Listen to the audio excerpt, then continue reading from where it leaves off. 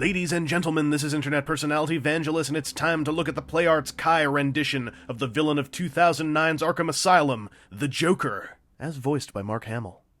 The Clown Prince of Crime's got a very nice piece of sculpt work going on in most of his body, with the pinstripes of his suit actually carved into every inch of his form. Other aspects of his outfit are similarly impressive, capturing the feel of the materials quite satisfactorily. Unfortunately, this all leads up to a bit of disappointment when you look at his head sculpt. It's in the spirit of the Joker, but it doesn't scream Arkham Asylum Joker to me. The chin's a bit too long, its tip is a bit too wide, his cheeks are a bit too full, and his ears stick out just a bit too much. Any one of these things would be forgivable, but in unison they really take away from Mr. J. I feel like I'm looking at a Joker rather than the Joker from the video game. On the bright side, the paintwork on all fronts is pretty solid. His clothing pops in all the right ways, his hair and bow tie add the proper little explosions of green, but I'm not sure how I feel about the shading on his face. It's in line with the theme of the game's visuals, but I rather wish that at least the highlights were a brighter and cleaner white. Also, I feel like his red lips are just lacking somehow. What isn't lacking is a number of joints on this guy. What perhaps is lacking is range. He's numerically on par with Batman, but he's not quite as option-loaded. We'll see what I mean, hopefully, as we go on here. His head has the same pair of jointings at the base and top of the neck, but due to his collar, you can't get quite as deep a number of movements. However, you can get some maniacal head waggling and him just going like, "I had the best drugs last night, and I don't even know how many faces you have, buddy." His shoulders are a problem point, unfortunately. They're jointed exactly like Batman's. They've got this joint so they move outwards like this. There's no cover for them, but the sculpt of his jacket kind of flows with it a little bit here. However, this looks a whole lot like a shoulder that's kind of in pieces. It's also got a hinge, but it's a lot easier to just start moving the ball joint around, and if you want to try to bend the hinge, you have to really put some focus pressure in there, but not too much pressure because then you'll pull his arm off, and this Joker is not the one from Mortal Kombat vs. DC, which will probably never have a toy line. He's got a cut bicep swivel, which is fine.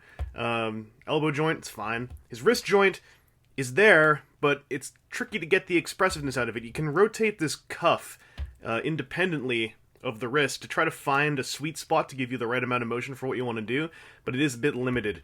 He's got the same pair of waist joints, but they are way limited. Like, you can see the ab crunch moving a little bit, but it's stiff, man. This jacket is not as flexible as Batman's cape. The waist joint does have a decent range, though, so you can accommodate some posing, but not nearly quite as deep a pose as Batman can slip into. His hips are, I believe, about as range-loaded as Batman's, although his rubber underpants are a lot smaller, so you have a little bit less play. Although that kind of suits the nature of his tight pants. His knees, they are the PlayArts Kai knees, so, you know, this thing happens.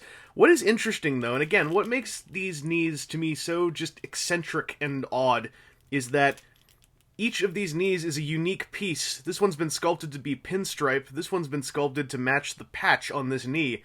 They even managed to get a little bit of a gradiented color work going on here, whereas over here it feels like they couldn't really do anything. I suspect this is palm plastic, but I might be wrong, perhaps it's ABS. It's odd. It's like these knees are trying very hard to take part in what's going on, and, you know, you can look at them and go like, why are your kneecaps extending to be the length of your head? And PlayArts Kai is just like, yeah, but we sculpted it, so what? You see, like, this patch now is enormous. I don't, like I said before, I don't dislike it. It's definitely something that I'm not going to tell someone they should get over, because that is a huge aesthetic besmirch that is difficult to look past. But, I don't know, it's what you get with PlayArts Kai. Like, this is one of those times, again, where if you're going to be buying this line, something you kind of have to get used to are how these knees work. On the bright side, if you don't bend the knees their full range, the sculpting does kind of, at least the color work kind of helps a little bit. The sculpting, maybe not quite as much. And it does, you know, look like his pants are tearing open here. There's not much to do about that given the design of the knees. His ankles are posable to a degree, but really they more so just kind of slide back and forth.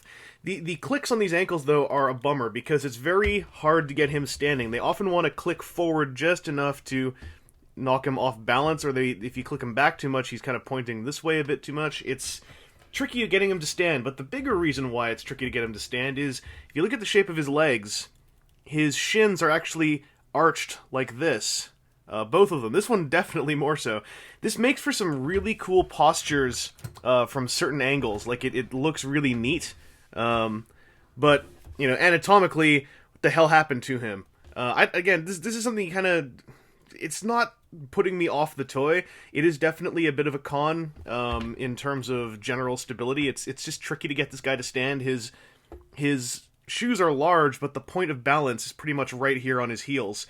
So even though he's got this long toe on his shoe, it's not going to help him maintain balance too easily. You kind of have to get used to how this guy works. You have to mess around with him a whole bunch to get used to how his balance works. Once you do, it's not too bad. You can also bend his knees slightly to make his legs a little bit straighter. I appreciate what they're going for here. In practice, it's definitely going to put some folks off of the figure, but it's an interesting idea. I'm glad that it's only on the Joker. So, he's posable. Numerically, he's more or less on par with Batman. It's just that the range of those numbered joints are not quite as deep. Much like Batsy, the Joker's got two alternate hands and a pair of things to hold on to. He starts off with some very useful open hands, but the right hand can be swapped for one that very specifically can hold on to his long-barreled pistol. The firearm's got a lovely metallic finish, and totally could have used a little plug-in bang flag, in my opinion. His alternate left hand is a closed fist, so he can punch a fool! It looks good, but leaves me wishing he had a matching right fist. I don't know, fists come in pairs, man. Finally, he has a wind-up set of false teeth that have all the moving parts a toy of a wind-up set of false teeth would have. A non-winding but posable key just makes me chuckle. PlayArts Kai's Joker just squeaks by on most of the basics that I'd have liked out of him, especially after my more pleasant experience with Batman. Unfortunately, though, he feels like a package that simply fell short. His sculpt from the neck down is fantastic and the paintwork's solid, but the head sculpt is a downer. He feels extremely light on accessories, and for a toy with so many joints, his posing is surprisingly limited. Not to mention his gappy shoulders and extremely finicky center of balance. I don't hate the figure, but he's definitely not on par with his caped counterpart. If you're after the Joker on his own, I can't readily recommend him. He's worth taking a look at if you've already got the Arkham Asylum Batman, as he is a great displaymate. But without another figure to stand alongside, I found him lacking. Anyway, this has been Internet Personality Vangelis. Go back in time and tell me I'd have Batman toys by the company that does Final Fantasy, and I'd have called you an awesome future man with a time machine.